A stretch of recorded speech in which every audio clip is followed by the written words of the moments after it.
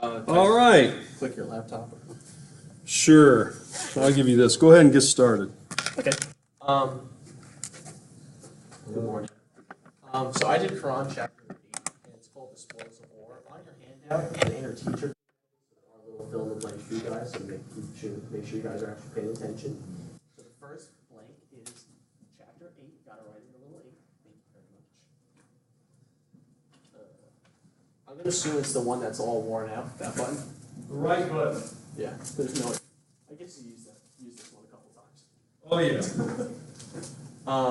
So what this chapter was about, it was kind of all about not so much like just what to do when you get spoils from war, but it was kind of like the people that are involved and like how you should view Allah as you do, and how you should view the fellow people that you're either fighting against or people that are next to you, but like on your side. So I picked out a few that like not necessarily spoke to me, but I found interesting. So the first one is chapter 2, and it's chapter 2. Chapter 8, it's verse 2, not chapter 2. Sorry. And what it says is, the believers are only those who, when Allah is mentioned, their hearts become fearful, and when His verses are recited to them, it increases them in faith, and upon their Lord they rely. I chose this one because I thought it was interesting that it says their hearts become fearful. Like for us as Christians, like when we think of God, I don't necessarily think the first thing that comes to our hearts is fear. It's kind of more love, compassion, faith. So I thought it was interesting how like Muhammad says that like when they think of Allah, like the first thing they should be like is fearful of Him because of what He can do to them, and not necessarily like what He will do for them. So did everyone get the 2? It's verse 2. Okay. The next one was verse 7, and then if you go on Quran.com, like it has these little fill-ins, like it's a little easier to understand. So I'm going to read those too. It says, "Remember, O believers, when Allah promised you one of the two groups that it would be yours, and you wish that the unarmed one would be yours. But Allah intended to establish the truth by His words and to eliminate the disbelievers." I chose this one kind of just because of that last sentence. It says, "But Allah intended to establish the truth by His words and to eliminate the unbelievers." Now, I guess this could be interpreted a couple different ways. Like by the word "eliminate," I guess you could say that it kind of means convert them, like make them understand like what you believe and make them become like one with you and like your beliefs and not, I guess, your tribe. Or it could mean physically eliminate, get rid of them, kill them. So I guess depending on how you interpret it, I guess that's kind of like, some people might take this verse and say like, oh, Muslims are violent, they're trying to eliminate anyone who doesn't believe with them. But I mean, I guess it's really an interpretation how you want to take it. I think it's not questionable, but since it is open to interpretation, it can be used the wrong way and like justify wrong action, so it might be a little dangerous. Did everyone get that at 7? Cool.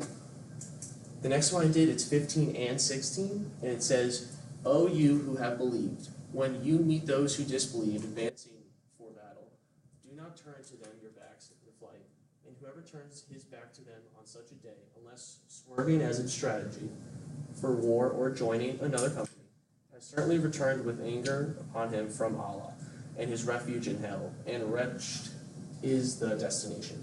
I kind of chose this for a couple reasons.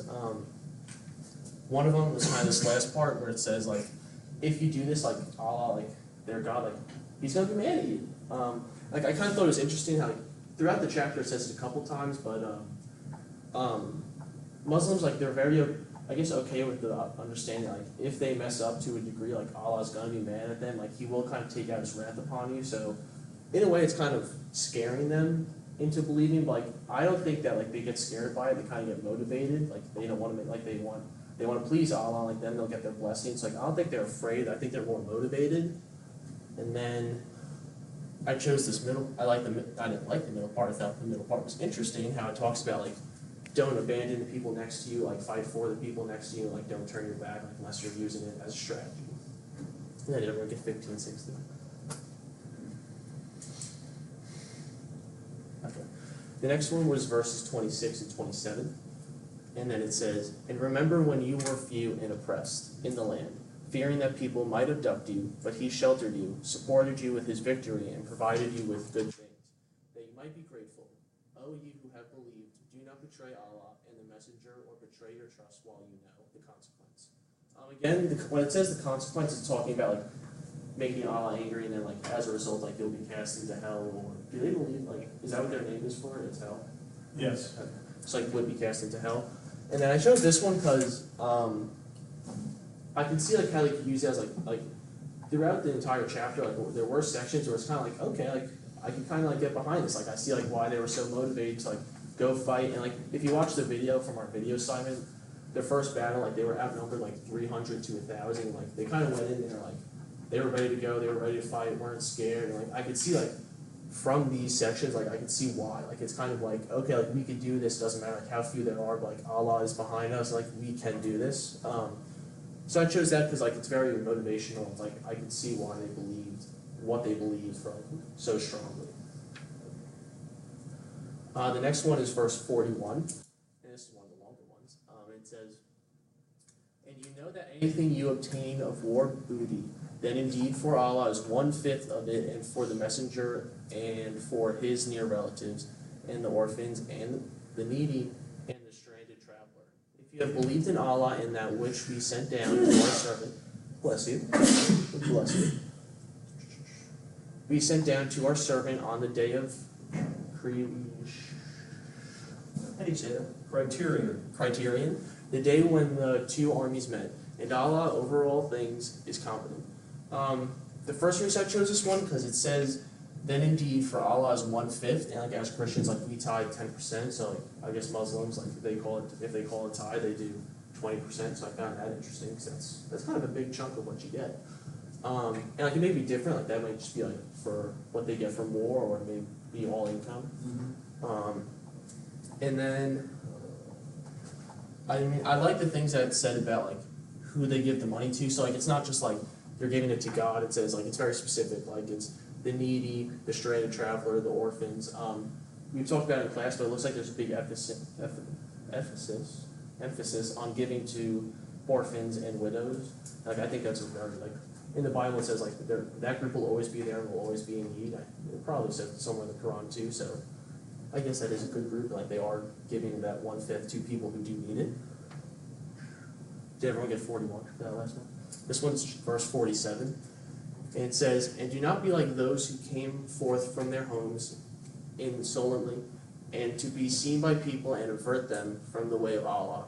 And Allah is encompassing of what they do."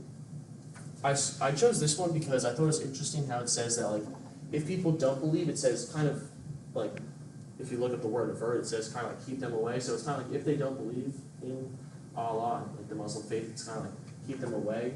Like in my mind, it says like don't really try to convert them, but kind of like maybe eliminate them or like get them away from you or get them out of the land. What? Or isolate them? Or isolate them, yeah. So wait, assimilate or Isolate. Sorry about that. So yeah, isolate. Or like So I mean, ostracize. Yeah, so like it can be. I think this can be taken a few ways. Like it could be ostracized, it could be eliminated, it could be isolate them away from your people and your faith. So it's another one of those where like it could be interpreted differently. Like it could be used as an excuse to do something that isn't necessarily a good thing. And then the next one is verse 65, and it says, "O prophet, urge the believers to battle. If there are among you 20 who are steadfast, they will overcome 200. And if there are among you 100 who are steadfast, they will overcome 1,000 of those who have disbelieved, because they are people who do not understand." And this is another one that like I just thought was like I can see like why people got behind it, because like if this is Muhammad saying it, like they believe that Muhammad's words are like words directly from God. Like God's saying like you could do all things that like if you have that faith in me. So like going back to like the video that you watched, whenever you watched it, like that 300 to 1,000. You could understand like why they went into those battles. Like, yeah, we can do this. Doesn't matter how many people there are going against us. Like, we can do this as believers because Allah is behind us. So that was verse 65. And then this is verse 69, and it said, "So consume what you have taken of war booty as being lawful and good, and fear Allah. Indeed, Allah is forgiving and merciful." So I chose this one for a few reasons too. So like the first part, it says like it is okay, like you went to war, you won this battle, like you can get the goods, like you can benefit from it other than just like getting the new land and getting power. Like you can take from those people, like let it be yours, just give that 1/5 to Allah. And then also again, it's mentioned like fear Allah, like have that fear in your heart that like if Allah wants to, like you don't do right in His eyes, like He can pretty much smite you and He will send you to hell. Like it's not going to be a fun place. And then also I chose this because in chapter 8 there were 75 verses, and this is the first time that's mentioned that Allah is forgiving and merciful. So I kind of found that interesting because like if you go throughout the Bible, especially like the New Testament, like the fact that God is forgiving and Jesus is forgiving, it's kind of all throughout. And like it's kind of something like Christians kind of like build their entire belief on. It's like, oh, if you mess up, like you can be forgiven. Like from my, like in my opinion, like from the Quran, it's kind of like don't necessarily rely on that aspect of it, but like Allah is forgiving, like if you do truly repent. And that was all of chapter 8. All right. Questions? This was the last one. What was the verse before that? This was 69. 65. What was one before that? 47. All right. Thanks. Is that all? That's all. Question right there. I mean, I can. Oh. It's better to ask him. No, go ahead. Oh, you want to go next? Yeah. Okay, no problem. Let me just say a couple things while you can hand that out, and I will try to pull yours up here. Notice in verse 41, it talks about providing for orphans and widows. And remember, we said that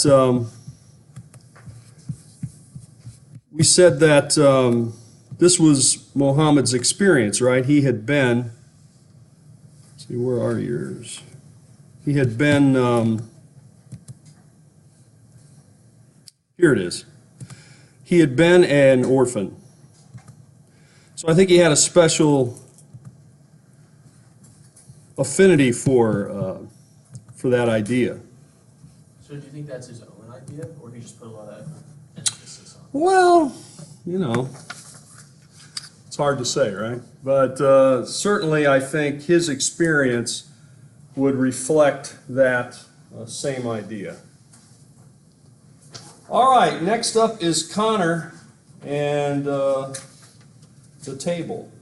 I chose chapter 5, Almeida, the table. It's the 5th chapter of the Quran with 120 verses. It describes dietary laws, foods that are forbidden and permitted to Muslims for consumption. There's some Arab food, such as kibbeh and such. Ooh, kibbeh. That's good stuff. It is. Very good, yeah. It's meat, ground meat inside of bread.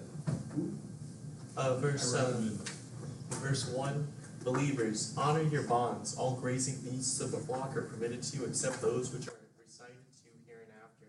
But you are not allowed to hunt in the state of Ihram, a state of pilgrim sanctity. Indeed, Allah decrees as He wills. Essentially, this means that goats, cows, sheep, and camels are permitted for consumption. Here's some nice animals. So they can eat the camel. Yes.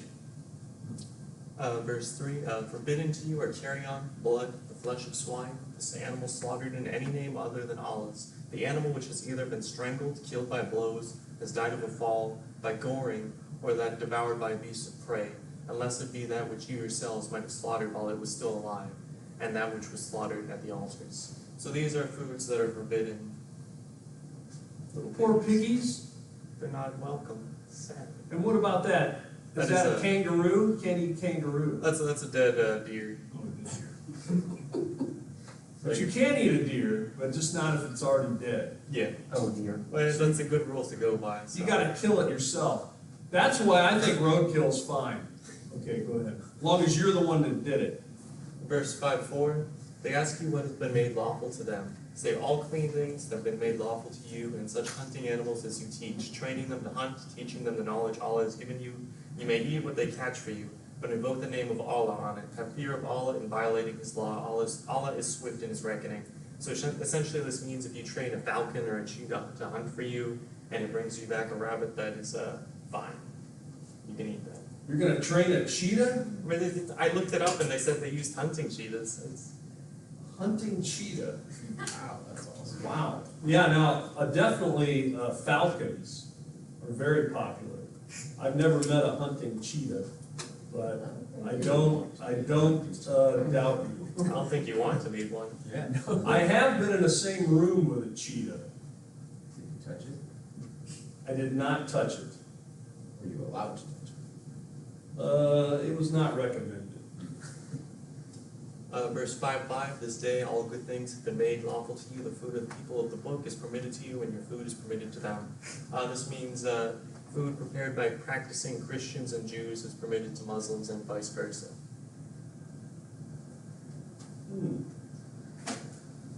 Well, especially many of the Jewish laws, kosher laws, are similar, aren't they? No swine and no pork. Yeah. And also shellfish, stuff like that. Seafood is permitted for Seafood, I don't think they can eat shellfish, Muslims, or Jews. Well, some Jews. Some Jews eat whatever. Ooh! Allow preparation involves the killing through a cut to the jugular vein, the carotid artery, and the windpipe. Animals must be alive and healthy at the time of the slaughter, and all blood is drained from the carcass. During the process, a Muslim will recite a dedication. Here's Or shahada.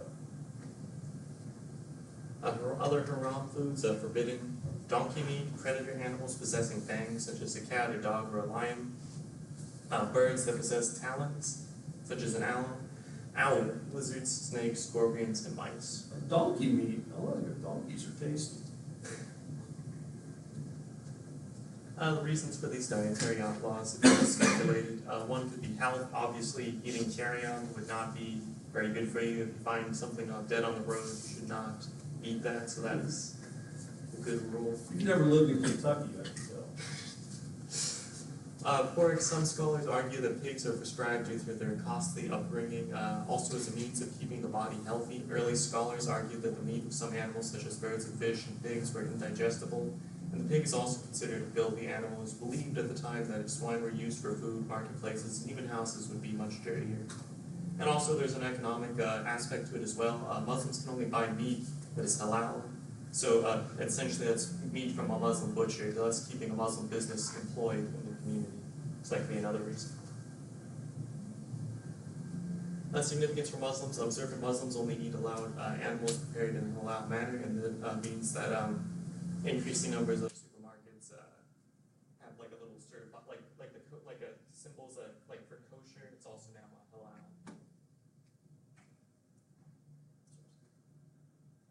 So let me ask you this: what differences do you see between this and like Jewish kosher laws? Did you find any differences? That's a good thing. Just the similarity of swine and shellfish and such. Okay. Anybody have any questions for him? That was the chapter on the table, right? Yep. The table. Yeah, this is interesting. You got some good pictures there. I like that. I'll have to tell you that spent many years in Jordan, and the people there are quite particular about the meat that they eat. They will eat goats, by the way, and sheep. Those are kind of expensive meat. Camel, very expensive, not eaten very often. Chickens are eaten quite frequently. In fact, they've been trying to get people to buy as we buy our chicken. Say already dead in a package, maybe in a bag, a whole chicken, or chicken parts as parts. Has not gone over well in Jordan. And I'd imagine not, because they, like it says here, you want to make sure it's alive, it's killed in the proper way. Even if they're assured of that, sometimes they're not sure. One thing that's changed in modern times is they've started stunning the animals into unconsciousness before they cut the throat, so it's more humane. Oh yeah, we don't want that. I mean, yes. Well, I can tell you what happens when a guy wants a chicken, because we would ride, they have very small, I guess I'll call it a bus, but it's really like a van with bus-like seats on it. And those are very common in Jordan as a way to get around. And so they have a particular route that they go, but the locals will get the bus driver to stop, like at the chicken shop. And you'll know it's a chicken shop because you'll see the chicken boxes out front. They have big rectangular boxes. I'd say they're probably about a meter long, half meter wide, about a half meter high. Okay, so about 3 feet by 1.5, 2 feet by 1.5 or 2 feet. They stack those up out in front of the shop. That lets you know this is a chicken shop. And the guy will ask the bus driver to stop, and he's going in to get a chicken. Now, when you go in to get the chicken, all the chickens are in those boxes, and the boxes are stacked in that store in the front.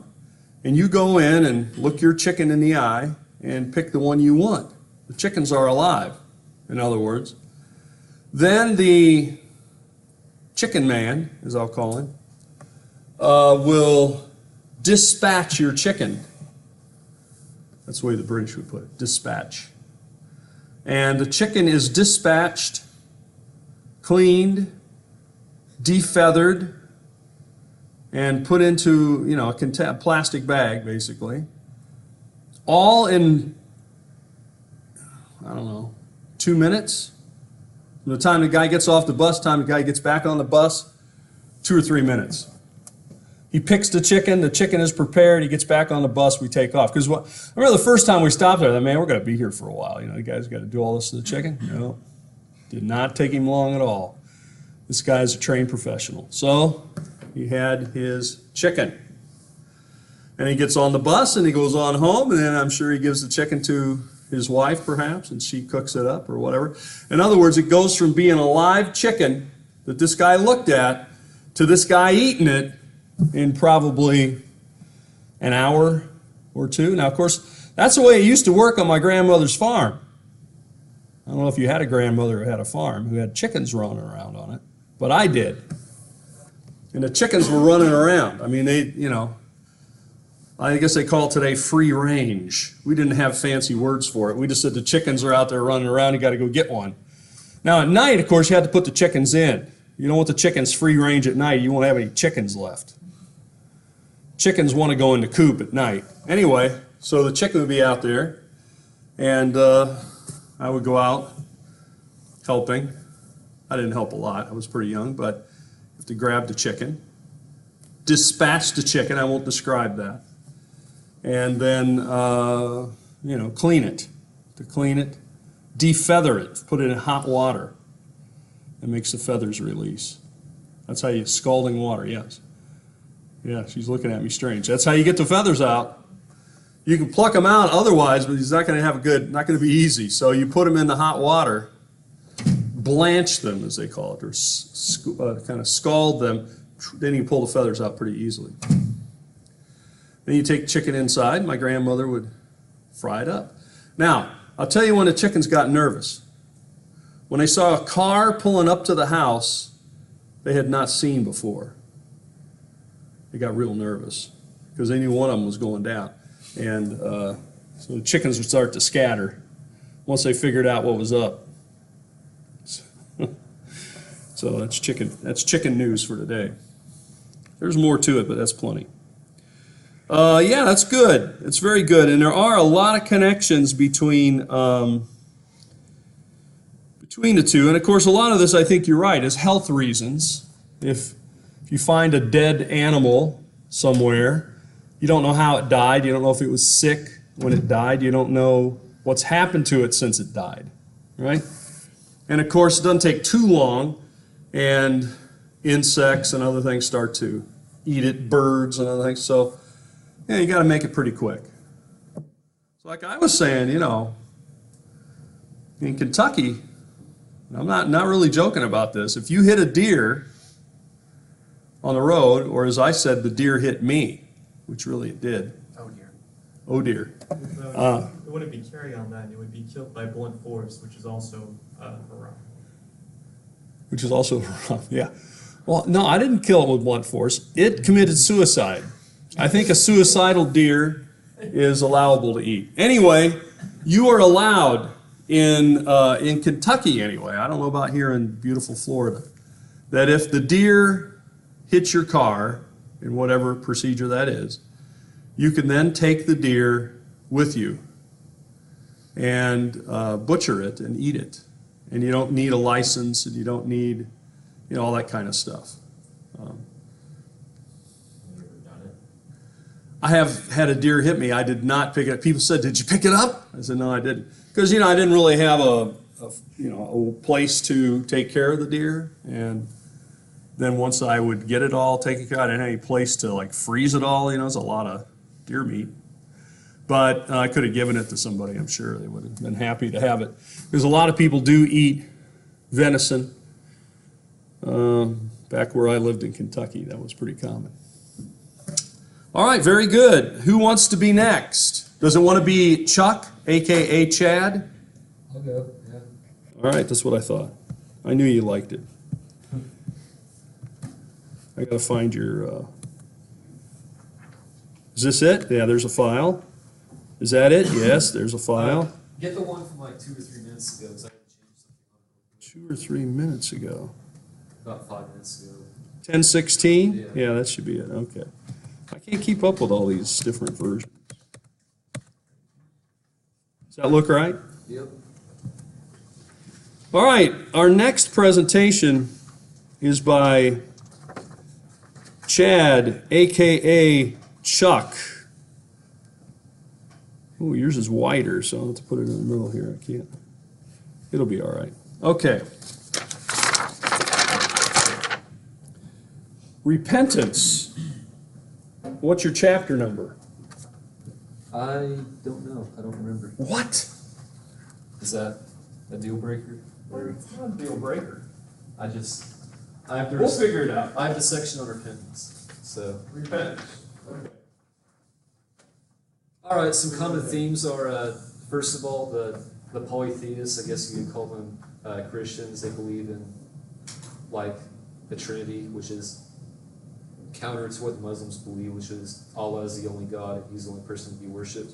And they believe in verse 5 it says to capture, kill, and ambush them wherever you find them. So that could apply to any religion that believes in more than one God, which Christians included.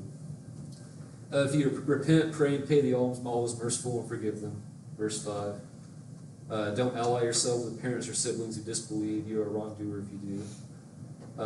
I'm going to try to go more quickly because I have a lot of information, but basically the gist is fight those and mobilize in the cause of Allah for those that don't believe, basically. And kind of the same belief about hell. Hell is going to, quote unquote, engulf the disbelievers. So the good verses in verses 1 through 25 are the polytheists traded away all his revelations for a cheap price. How evil was what they did. Verse 9, and another example in verse 12, if they attack your religion, fight the leader who disbelieves that they may desist. And those who believe and strive in Allah's path with their personal possessions are of a higher rank with Allah. So it's kind of like a differing nature in terms of God, that if you strive and you are basically put more of your life into what Allah wants you to do, you're of a higher rank with Him. So He will value who you are more, I guess. You have to work for your value for Allah. But the Christian God values you for who you are, and you don't have to work for that. Verses 25 through 50, another verse 29, fight those who don't believe in Allah or the last day, nor abide by the religion of truth willingly or unwillingly. And in verse 30 it says, the Jews said Ezra is the son of Allah, and the Christians said the Messiah is the son of Allah. And they basically say that they're very deceived and that may Allah assail them. This is chapter 9. Chapter 9. Yeah. And in verse 31 it continues saying they worship the Messiah, son of Mary, instead of the one God, and there's no God except He, which is Allah. And demonstration in terms of mobilization in verses 38, 39, and in 36, where it commands them to fight the polytheists collectively and to mobilize in that cause to do that. Verses 50 through 75.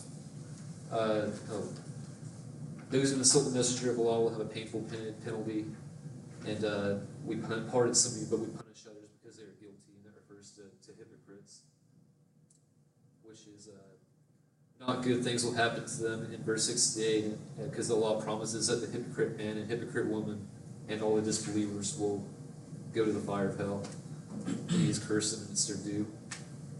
I'm not going to get into everything because you have the verses on your paper where you can see, so you can read that. Verses 75 through 100, those who criticize believers who give charity voluntarily and ridicule those who find nothing to give but their own effort will receive a painful punishment. Basically talking about charity is big in the Muslim faith. You need to pay your alms and to help the downtrodden, and that's always been valued in Muslim society. And they say that if you criticize those who give charity voluntarily, it won't be good for you. And I thought verse 80 was particularly interesting because it's saying, it kind of reminds me of the Christian verse when Peter says, like, oh, how many times are we supposed to give? And he says, like, 70 times 7, which is basically no limit. But it says here that if you ask for forgiveness for them, even if you ask forgiveness for them 70 times, Allah will not forgive them. So that I find that to be it reminded me of that verse, and there's a stark difference in terms of that. And another verse about hypocrites in verse 85, don't let their possessions and children impress you. Allah desires to torment them in this world and the next, which is pretty strong language. Another verse about hypocrisy, he says that the Quran says that the desert Arabs are the most steeped in disbelief and hypocrisy, which they were in the region at the time. The desert Arabs were the most hypocrites, if that's the word.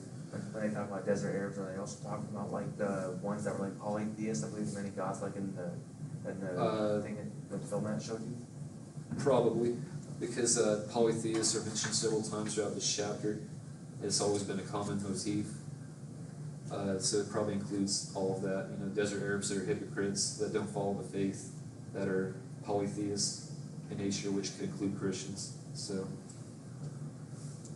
verses 100 to 129, it says in verse 100 that the people that first followed Muhammad they're called the pioneers or the first migrants and supporters of Islam, are much loved by Allah, and Allah has prepared for them gardens below which rivers flow, and they will abide there forever, which is basically heaven, and it's a great reward for them.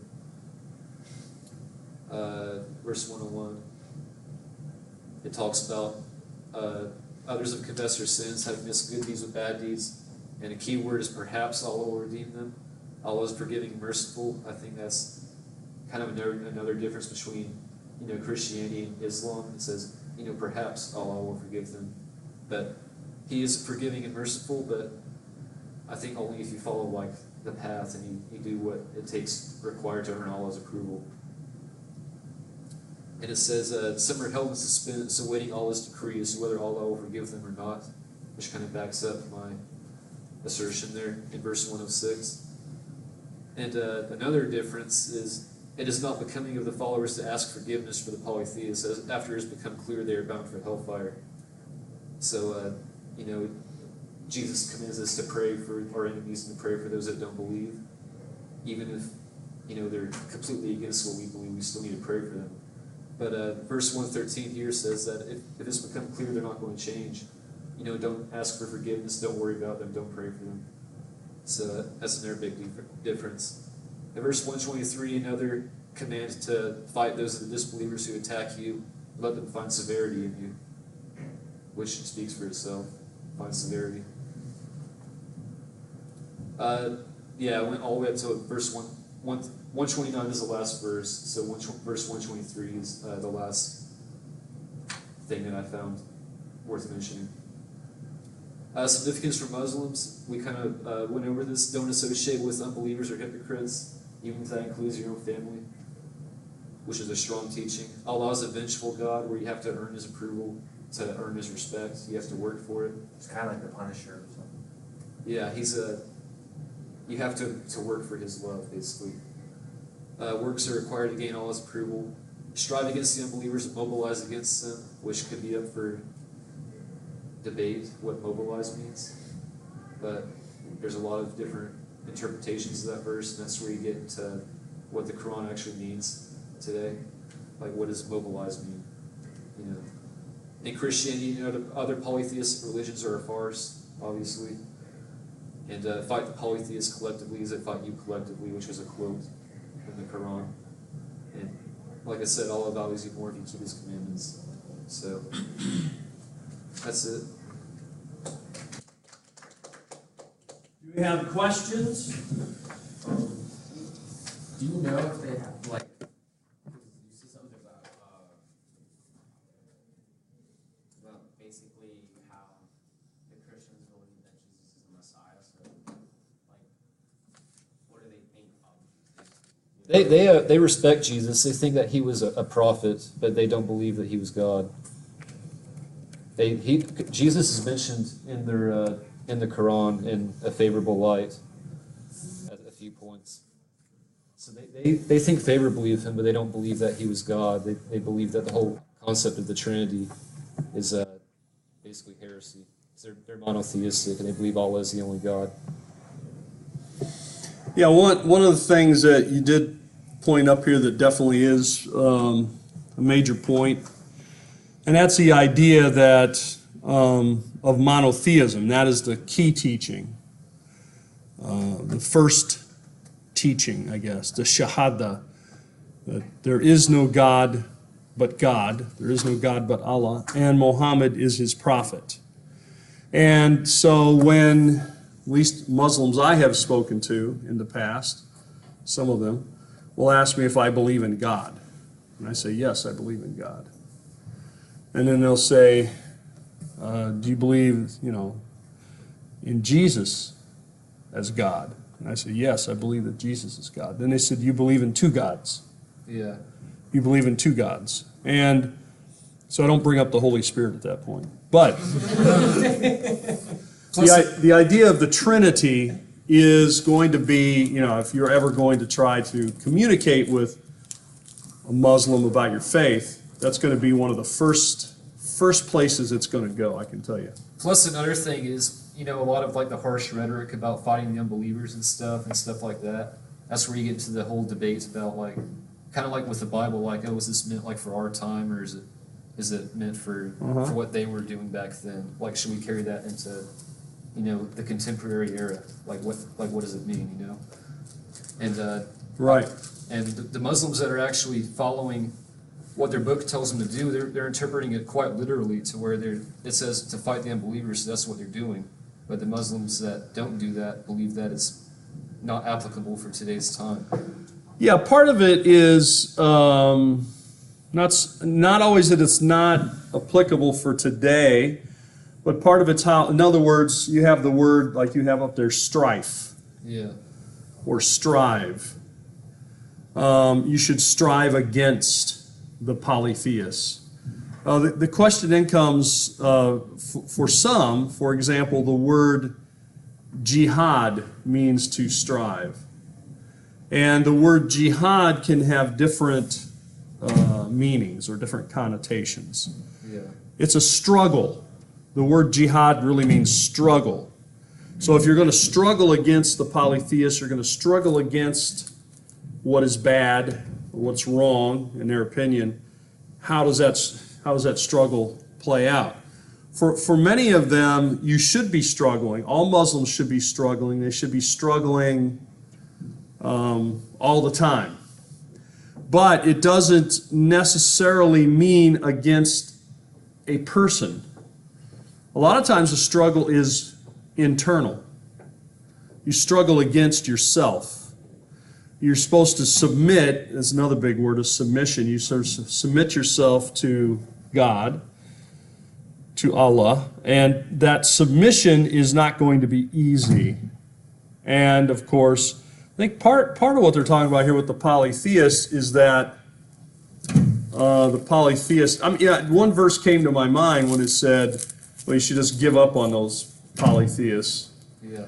I thought about where it was said, if you go and preach and they won't accept your message, you should take the dust off of your shoes, and leave them and move on to another place. Yeah. I'm paraphrasing, but you get the idea. In other words, the idea is that if you just spend all your time with those who won't accept, they're not going to accept it, you're better off to move to others who might.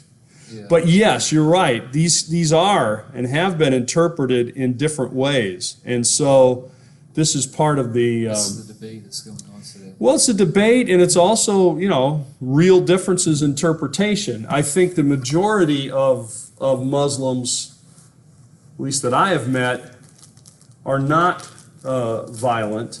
The vast majority are not violent. And they're not, while they would say, yes, they don't agree with Christianity, obviously. They don't, they believe Jesus is a great prophet, but they're not, at least the ones I've met, they're not wanting to kill you if you don't agree with them.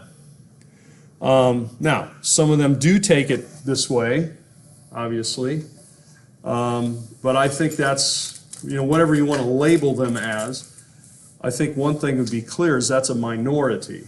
It's not a majority. But, those numbers do change. And as people get frustrated, especially it seems younger people, as they get frustrated and they see they don't really have any options and they try to figure out why, a lot of them are turning to violence. A lot of times what I see with some of these groups within Islam that are violent, to me, I think there's a lot of parallels with, in the United States, with gangs. They're people looking for a community, they're looking for acceptance, and they're wanting to lash out against whatever it is bad in their life, and they want someone to blame for that. And so here I can be in this group, and this group gives me meaning, gives me purpose, gives me a sense of duty. And so I think you find a lot of, I don't know if anybody has ever, probably somebody has. If not, they'll steal my idea now, right? But no, you really should compare the two. The kind of people who are drawn to gangs, violent gangs, say in the United States or anywhere, are the same kind of population, for the most part, who are drawn to violent groups within Islam. I think that's true. Well, anything else this morning? We'll meet again on Wednesday. We're pretty much out of time, so we'll see you then.